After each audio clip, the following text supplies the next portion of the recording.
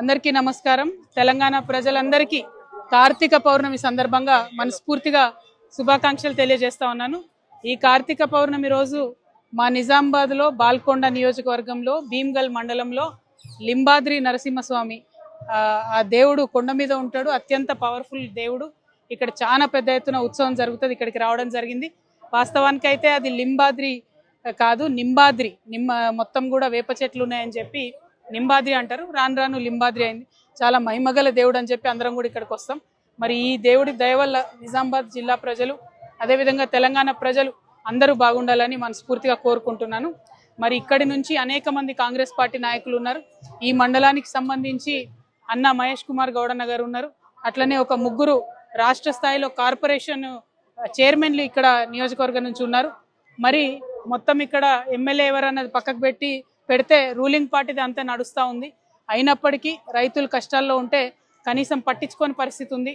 మక్కలు 80% దళారులు కొన్న తర్వాత ఇప్పుడు మెల్లగా కాంటాలు తెరిచేటటువంటి పనిలో ప్రభుత్వం ఉన్నది. ఇది చాలా దారుణం, అన్యాయం. అదేవిధంగా మొత్తం తడిసిపోయినటువంటి వరి కూడా ఇంకా కూడా కొంటమని మాటిస్తలేరు.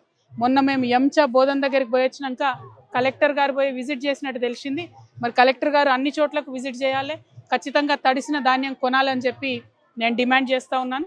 దాంతోపాటు మరి అనేకమైనటువంటి ఇక్కడ ఏవైతే చెక్ డ్యామ్స్ ఇదివరకు కట్టినామో కొంత అక్కడక్కడ డిస్టర్బెన్స్ అయ్యి చెక్ డ్యామ్లు కూలిపోయి చాలా పంట పొలాలు మునిగినాయి బాల్కొండ నియోజకవర్గంలో అని చెప్తున్నారు.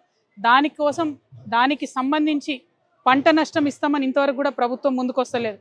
ఒక పక్క ప్రభుత్వం ముందుకొస్తలేదు, ఇంకొక పక్క ప్రతిపక్షాలు ఆ ప్రభుత్వాలను నిలదీస్తలేవు. సో నేను ఇక్కడ ఉండే స్థానిక ఎమ్మెల్యే గారిని కూడా డిమాండ్ చేస్తున్నా, మీరు ముంపుకు గురైనటువంటి ఆ గ్రామాలకు వెళ్ళాలి, ప్రభుత్వాన్ని నిలదీయాలి, అక్కడ ఉండేటటువంటి పంటలకు నష్టపరిహారం వచ్చే విధంగా ప్రయత్నం చేయాలి. లింబాద్రి గుట్టకు సంబంధించి మరి ఇదివరకు కేసీఆర్ గారు నరసింహస్వామి భక్తుడు కాబట్టి ఆయన ఒక 5 కోట్ల రూపాయలు ఇచ్చి డెవలప్ చేసిండ్రు. ఇంకా కొన్ని చిన్న చిన్న పనులు మిగిలిపోయినాయి. ఉదాహరణకు మా ఆడబిడ్డలకు పైన చేంజింగ్ రూమ్స్ కానీ బాత్రూమ్స్ కానీ ఇటువంటి వసతులు లేవు, వాటిని చేయాలి. పైగా ఎవరైతే వంశపారంపర్యంగా ఇక్కడ అర్చక స్వాములు ఉన్నారో వాళ్ళందరికీ అడ్మినిస్ట్రేటివ్ ఆఫీస్ కింద ఉంది, అది కూడా పూర్తి కాలేదు. ఇంకొక 20-25 లక్షల రూపాయలు అయితే పూర్తవుతుంది. సో మహేష్ కుమార్ గౌడన్న గారు మరి దీని మీద, ఈ ఆలయం మీద, మన మండలం మీద ప్రత్యేక దృష్టి పెట్టి అన్ని వసతులు కల్పించాలని చెప్పి డిమాండ్ చేస్తూ ఉన్నాము. Thank you. జై తెలంగాణ.